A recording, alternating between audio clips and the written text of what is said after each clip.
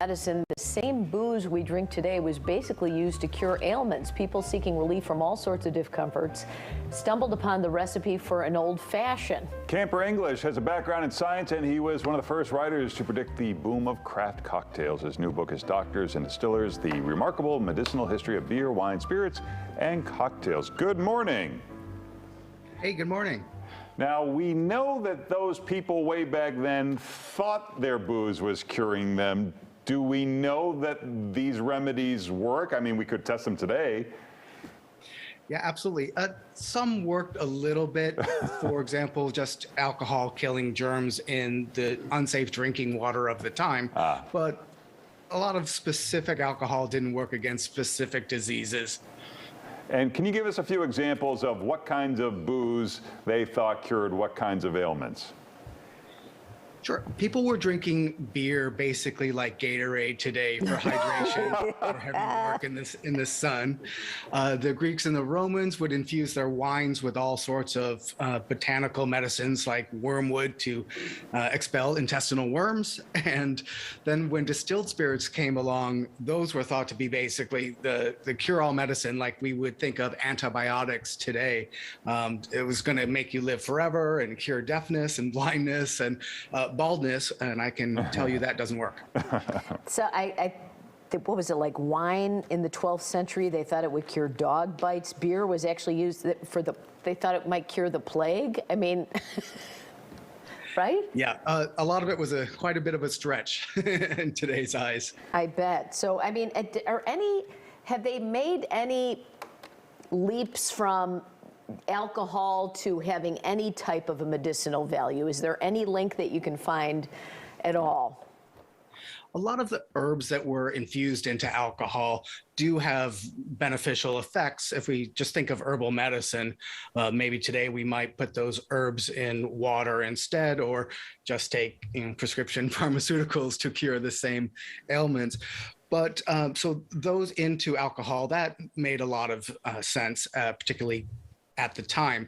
And then alcohol itself, we know, kills germs in water, made it safe to drink, so it would kill things like cholera in drinking water. And there are lots of examples of that. Was there something they were doing that was definitely hurting them as opposed to healing them? Oh, absolutely. There was a lot of arsenic and mercury and tobacco medicines, none of which are great for you at all.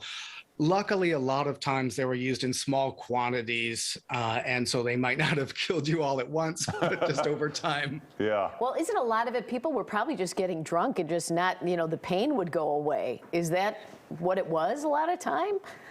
Oh, absolutely. If we think of whiskey on the battlefield, that's going to both sterilize the wound and numb the pain.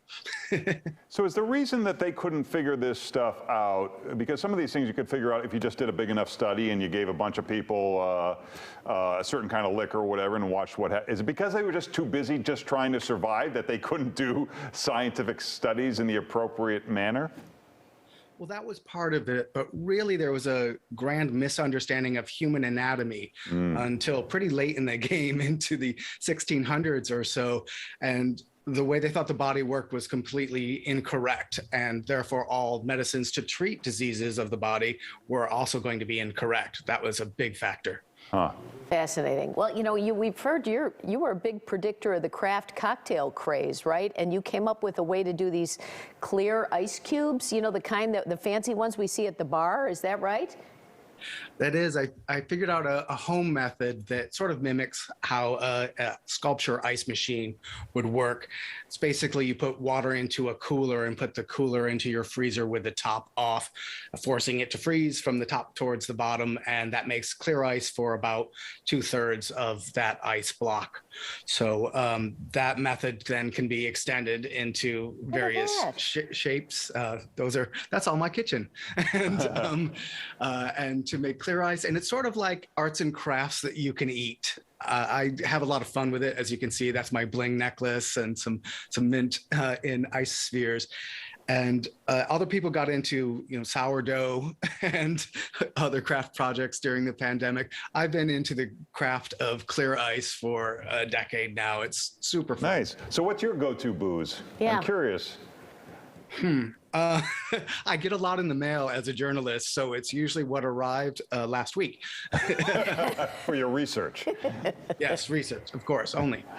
Is All it right. true? My father always said gin and tonic in the summer and, scotch and soda in the winter. Do we have to follow that rule? No? You don't have to, but those are delicious options. Yeah.